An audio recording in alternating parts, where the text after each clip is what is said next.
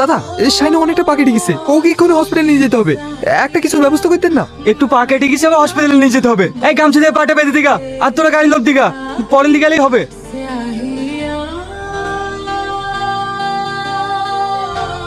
কি হয়েছে শাইনে? পা তো রক্ত ভেসে যাচ্ছে। দাদা, তাড়াতাড়ি শাইনকে গাড়িতে তুলুন।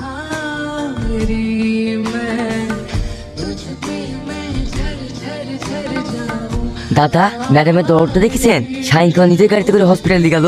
আপনি হয়তো বিষয়টা সিরিয়াস নিচ্ছেন না, কিন্তু ওদের মধ্যে কিছু তো একটা ব্যাপার আছে। শাহিন, কি হয়েছে তোর?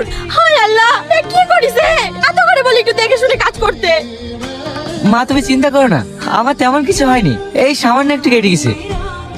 আর তুমি এখন রেস্টে থাকো, এখন কিন্তু কাজে টাজে যাবে না। তুমি ঠিক করে ভুলে যাও মা, আমার কথা শুনবে নাকি? এই শ্রাবণী, কোথায় গেছিলে? শাহিনকে হসপিটালে নিয়ে গেছিলাম। সামান্য একটা কাজের লোককে কেন হসপিটালে গেছিলি? কয় টাকা দিলে তো ওরা নিজে থেকে ইচ্ছে করে নিত। একজন শ্রমিকের পাকেটে চটপট করবে আর আমি দাঁড়িয়ে দাঁড়িয়ে তামাশা দেখবো? বাবা, গরিব থেকে তো তুমি মানুষই মনে করো না।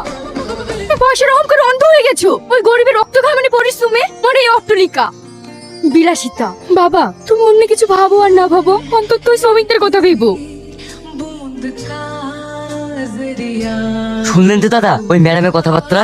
তোদের এই ম্যাডামের সাথে আগে বিয়েটা হতে দে, তখন তো আমি এই ফ্ল্যাটে ম্যানেজার থাকবো না, মালিক হয়ে যাবো। তারপরে দেখবো তোদের এই ম্যাডামের কত দেমা। আমার যা আইডিয়া, তোরে তোলে শাইনের সাথে ম্যাডামের পিড়ি, না হলে এত ভালোবাসবে কেনে? কথাটা তুই মন্দ বলিসনি। সালমা, কাল শাইনকে আমার সাথে একটু নদীর ধারে দেখা করতে বলিস তো। আমি শাইনকে মনে মনে অনেক ভালোবেসে ফেলেছি, বারবার শুধু ওর কথাই মনে পড়ছে।